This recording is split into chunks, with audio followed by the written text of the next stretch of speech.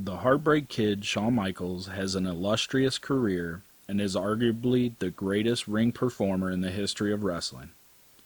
He is also one of my favorites as well.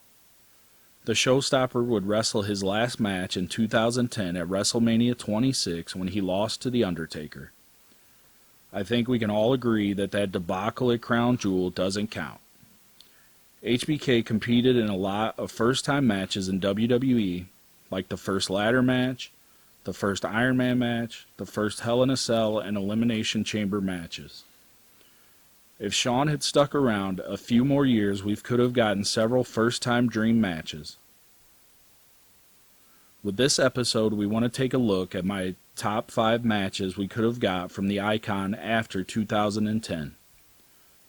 Before we get to the list, remember to hit the like button with some sweet chin music and drop an elbow on the subscribe button for more great content from Two Views Wrestling. Number 5, The Eater of Worlds.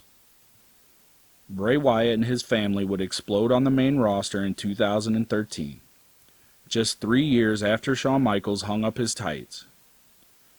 What makes this match appealing is the light versus the dark dynamic. A lot like Michaels versus Undertaker in 2009, Bray could fight for the dark side and Shawn could fight for the light. If you wanted to use the Wyatt family, then maybe Shawn could call in his fellow DX founder Triple H, or maybe Kevin Nash had a little more juice in them quads to even the odds. Ultimately, I would have made this the match Shawn retires on. It would have made Bray a huge threat to the rest of the locker room as he retired the GOAT. Also, it sets up a ready-made feud with The Undertaker, as Bray killed the light and can claim to be the leader of the dark side. HBK being retired by a young star makes more sense than retiring from an already established legend like The Undertaker. Number 4, The Beast Incarnate.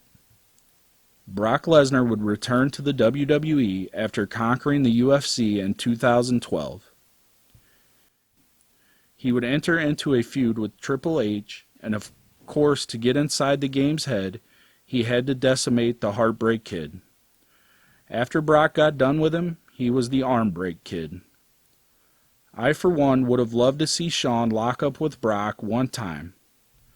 HBK always worked well with bigger guys. He had good matches with Diesel, Sid, and Vader, and had absolute bangers with The Undertaker. And Brock always worked great with smaller guys. His matches with AJ Styles, Daniel Bryan, and Eddie Guerrero were all incredible. I think these two would have told a great story, and the selling would have been cinematic. Michaels would have had Brock looking like a monster of mythical proportions, and Brock would have had HBK looking good on his comeback. I think that was something missing for Brock's first handful of matches back, as Triple H and Cena didn't sell too much for him. Shawn would have got over what a destroyer Brock was and put the roster on notice. Number 3, Sierra, Hotel, India, Echo, Lima, Delta. The Shield debuted in late 2012 and left a trail of destruction behind them. For a year and a half, they laid waste to superstars, legends, and Hall of Famers. They had huge 6-man tag matches against the Wyatt family, Evolution, and the Brothers of Destruction and Daniel Bryan. Imagine if they would have been able to tangle with Shawn Michaels either on his own or with his friend Triple H as DX. A 6-man match of the Shield versus DX and Undertaker would have been great, but the match I really wish we got was the Shield versus DX and John Cena. We could have got a series of singles matches where Cena and DX mixed it up with the Shield members. Shawn could have told 3 different and great stories with Seth Rollins, Dean Ambrose, and Roman Reigns. Working with possibly the greatest in-ring performer ever really would have gotten the Shield ready for the main event and their multiple world title reigns. Then finally we would get the epic 6-man tag match on pay-per-view that would easily go down as one of the best of the era and surely one of the best of the Shield. Number 2, the American Dragon.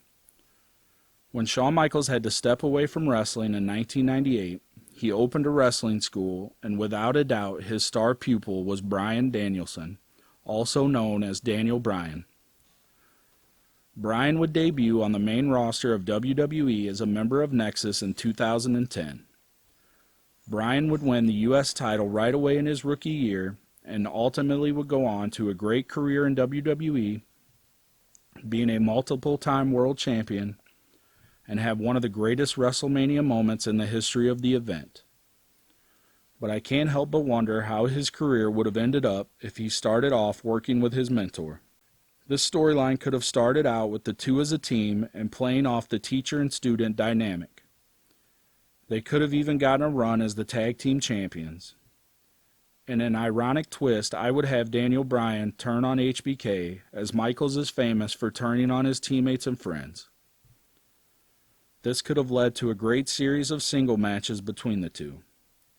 In the end, Bryan could finally best Shawn in a 2 out of 3 falls, or maybe even an Iron Man match. This feud would have greatly altered the trajectory of Bryan's WWE career, and I think would have made him a bigger star. Number 1, the best in the world. CM Punk versus Shawn Michaels is a dream feud for me. When we were in the summer of Punk in 2011, or during his historic 434-day reign as WWE Champion, wins over HBK would have been huge. But for me, I think they would have been printing money with straight edge Savior Punk versus Shawn Michaels. The promos where Punk calls out HBK for his past transgressions and battling demons of drugs and alcohol would have gotten great heat on him. Also, the born-again Christian Michaels could take offense with Punk passing himself off as some Jesus knockoff. It would be a great rivalry that brings in a lot of real-life issues, and the matches would cook, as the kids say. We can all picture Punk going for that springboard clothesline and catching sweet chin music instead. If you wanted, you can even play up Punk saying he loves Bret more 10 years before every wrestler started doing that. HBK would have his retirement match at WrestleMania 26 in 2010. And while the match with The Undertaker was great, Straight Edge Punk was running full throttle during this time, and this would have been the perfect show to do Punk versus Michaels. You could even have that be Shawn's retirement match. He could have gone out with a great match in the middle of a great angle on the biggest stage and against the best in the world. Not a bad way to retire. All right, so seeing your list, I just have to first, Punk's not a name I would have on my list, but when you throw in the fact the Straight Edge Society, it's like, okay, yeah, that's a missed opportunity. That feud would have been really good. Yeah. Because the Jeff Hardy feud with Punk during that time was awesome. Shawn would have took it to another level. The name that I would put on there is AJ Styles. That's the match I would be most hyped for with Shawn Michaels. And I would throw off Daniel Bryan on the list. I like the story line that you went with. And yeah, I would have been interested in that. But Daniel Bryan's just a guy that doesn't really do anything for me. Bryan. Yeah. And AJ Styles, I think AJ Styles is what people think Daniel Bryan is. I think that's AJ and Michaels, I think, is a dream match for a lot of people, and if he would have hung on like 5 more years, probably we would have got it. To me, the Bryan and Punk, why they made my list is the storyline. I feel like that straight edge storyline with Shawn Michaels would have been huge. And like you said, playing off Jeff Hardy, that was great, and then he goes into this thing with Rey Mysterio that didn't really work. I think if you follow up Jeff Hardy with Shawn Michaels, it makes that like one of the better heel characters of all time. And same with Daniel Bryan. I feel like it just... that story of this student teacher and then him turning on Michaels before Michaels could do it to him would have been a cool story as well. It would have been, and with that storyline, all of a sudden I might think of Daniel Bryan a lot different. I might have thought of him as a more, because to me, like, he's really good in the ring, but character work, he's really bad. Yeah. And I think that he's only caught fire with the Yes movement. I did kind of like his heel work where he eventually put Kofi over. Yeah. The Planet's champion Yeah. was cool. But other than that, it's like his whole career to me, he's had 2 runs where he's been good character work. The rest, I'm like, Yeah, and that's kind of what I was thinking with this is you give him something almost right off the bat where he's this kind of heel, and it would have been cool. You could have played it up of where he's like, that's the past, I'm the future, I'm now, like, I'm a different wrestler, something like that. I thought that would have been cool.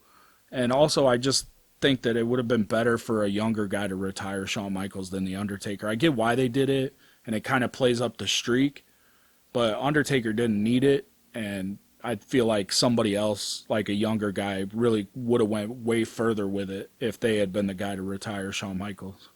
and then Bray Wyatt, yeah, sign me up for that. That's perfect. Like Yeah. that would have been really fucking cool. And then I think a lot of Bray Wyatt's WWE career fell short to me from what it could have been.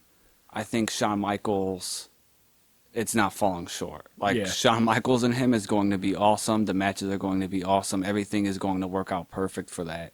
Yeah. And then maybe if he does that feud with Shawn, it gives Vince an idea on how to not fuck Bray Wyatt. Because a lot of Bray just felt like really good, and then it felt like Vince didn't know how to finish with it, how to carry it over. I think Shawn would have gave Vince the blueprint on, hey, this is how you handle Bray Wyatt. Yeah, I think it would have helped too is if you gave Bray someone that would sell for him, where with like he came in with Kane and Cena. I don't think they sold too well for him. Where if you debut him and you give him Shawn Michaels and Shawn Michaels just basically lets him squash him, then it's like, okay, this guy is the eater of worlds. Like this is a whole nother like, dark side demon, whatever. Yeah, and then leading it to him, use that to lead him to be the guy that ends the Undertaker's WrestleMania streak would just be fucking awesome. Also, the same for Brock. I feel like Shawn Michaels selling for Brock would have been like huge, and I don't think he would have had a problem with Brock essentially squashing him. Yeah, Brock, from a storyline aspect, I don't know how much I would care, but the match, Maybe to get to Triple H. Yeah, the match I feel like would be epic. Like if you did, just picturing it in my head is if you did the thing where he attacks Shawn and then Shawn calls him out for a match and Triple H tries to talk Shawn out of it, and then Brock destroys him. Now Triple H has even more motivation to go after Brock. Setting up their feud. Yeah. Yeah. All right, so in the comments, let us know some of your dream matches for Shawn Michaels.